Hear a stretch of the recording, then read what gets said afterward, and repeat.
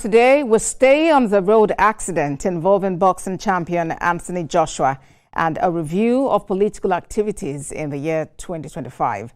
This is Beyond the Headlines. I am Abosadi Adeniradremi, standing in for Nifemi Oguntoye. World boxing champion Anthony Joshua is recuperating in hospital following a road accident that occurred along the Lagos-Ibadan Expressway on Monday.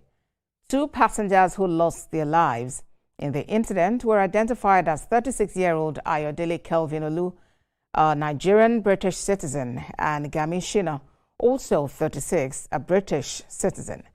Special advisor to the governor of Ogun State, Kayode Akimade, said Governor Dapo Abiodun has visited the hospital where Anthony Joshua was receiving treatment and expressed his condolences to the families of the deceased, and was later joined by the governor of Lagos State, Babajide Sanwo-Olu.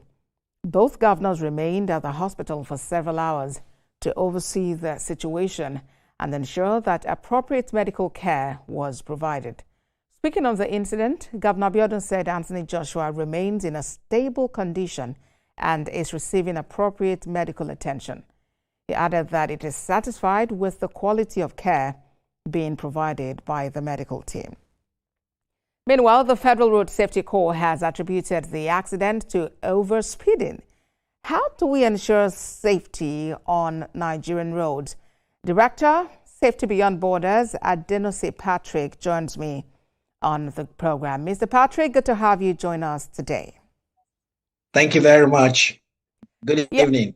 Yes, good evening. Yesterday's incident involving Anthony Joshua threw up a lot of emotions, a lot of concerns, and really got us all spotlighting the safety of Nigerian roads. The Federal Road Safety Corps has said this issue is due to overspeeding.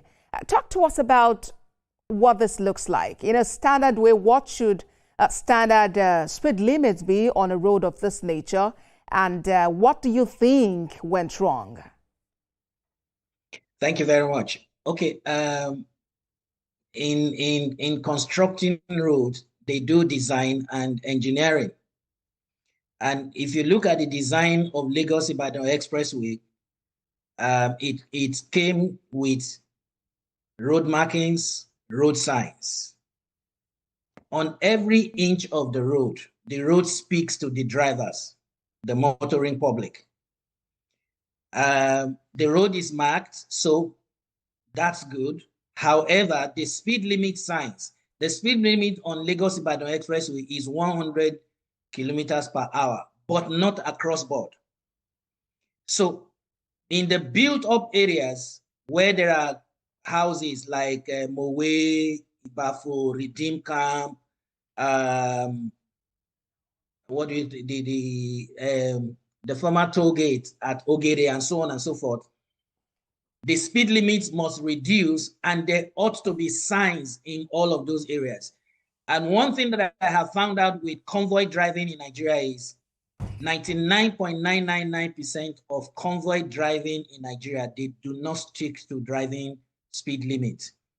And looking at the extent of damage, that speed did not occur at 100 kilometers per hour. So it means that speed exceeds 100 kilometers per hour. So if road safety says that the vehicle was overspeeding, it means that they have overshot the specified 100 kilometers per hour on that road. And there is another issue, Mr. Patrick, and that is about a burst tire, that the front tire actually burst, and which was what led to the severity of what we saw circulating on social media. How much impact could that have had, and what could have been responsible for a tire to suddenly give way while in motion? Several things are responsible for tire burst in motion. One is the age of the tire. Two is the pressure in the tire. Three is if there is any sharp object on the road as they were coming. Now, tires previously had 5 years lifespan, but in the last 7 years, the international standard for tire life cycle is 4 years. So when you go to some of the tire shops where tires are sold, some of the tires that are sold, some are already expired. It means it has gone beyond the 4 years. And the way the people who import tires also handle them, they tuck tires into themselves. In that process, they have disfigured the configuration of those tires. So the lifespan of that tire is as good as zero.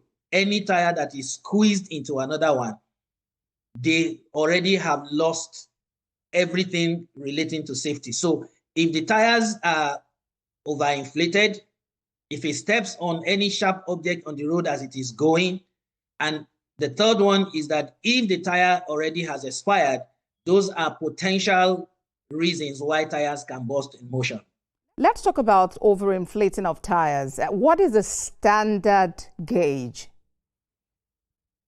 Okay, every tire has the manufacturer's recommended pressure in their tire. It is written on the body of the tire.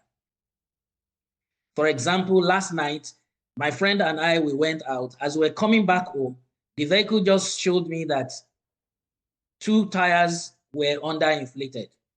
They were meant to be 32, and it was showing 27, the 2 on the same side. So because the weather was cold, I could stop to pump the tire at that time. A lot of time when you have, for example, let's say you live in Victoria Island and you are going to Ibadan and you have driven from Victoria Island to Ojodu, and you discover that your tires are not properly inflated, and you go to a vulcanizer to inflate that tire, you have already taken a risk. It's just like putting a hot water inside a cold glass. The natural thing is that it will crack. All right. Vehicles, if you check the door pillars of any vehicle, you will see the recommended tire pressure by the manufacturer of the vehicle. However, if you look at the tire itself, if it's not the one that came with the vehicle, the manufacturer of that tire, they have written the specified pressure on the tire. So right. the vulcanizer that gauge the tires, do they have correct gauge? Is the adequate pressure followed? Are they informed as to the PSI, the pressure that ought to be in that tire? The question is endless. Critical questions there. And, talking about that point you made about your own car, it also has to do with maybe the quality and the model of the car, because it means that this car you're talking about has, sensors all around indicating when, there are faults. But let's go back to the issue of Anthony Joshua. It raises serious questions about emergency response. From what you observed, how would you assess, the situation, especially, yes, the response time one, and then how he was evacuated from that scene and how he was transported from there, sitting on the passenger seat of a police van? Okay. Yeah, well, a lot of things are wrong in the country. So Anthony Joshua is bringing them to the fore. Number one is the fact that if you go on the street of any city in Nigeria, including Lagos, draw the attention of 100 people and ask them what is the emergency numbers that we have in the country. I bet you 99 will not know it. We will struggle to have 5 people that will know that there is an emergency number. So when an incident happens everywhere in other parts of the world, the first thing they do is that they call the emergency number to alert them of the fact that there is an incident. In our case, we don't readily have emergency numbers across the country. In Lagos, they have 112 and 767. And most time, when any incident like this occurs, the crowd that comes is already creating an unsafe environment. For example, from this incident, from the time it happened to the response time, maximum is 15 minutes. And the team that came to the rescue got there less than 15 minutes. So I can say that the response time was manageable. It was good. However, the process of evacuation, yes, in an ideal situation, he will be conveyed from that scene with an ambulance on a stretcher. Let's not deceive ourselves. Let us not use Anthony Joshua's case to say that, oh, yeah, why wasn't an ambulance deployed? How many ambulances do we have in Lagos State? How many ambulances do Ogun State government have? How many does Oyo State possess? So 99.99% of the way we have evacuated accident victims in the country is what was used. And more so the fact that it has a security details.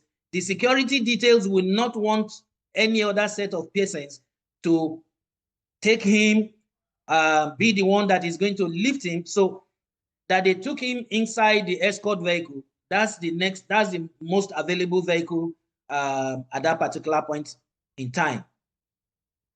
All right. So, I appreciate you for this explanation you have given. It's thrown up a lot of issues, and the hope is that, these matters would critically be examined for the necessary change to happen, especially bearing in mind that 2023 report of the World Health Organization Global Status reports that Nigeria is ranked among the highest road traffic deaths in Africa with 21.4 deaths per 100,000 people. Thank you so much, Director, Safety Beyond Borders at Denusi Patrick. Thank you for your time on the program.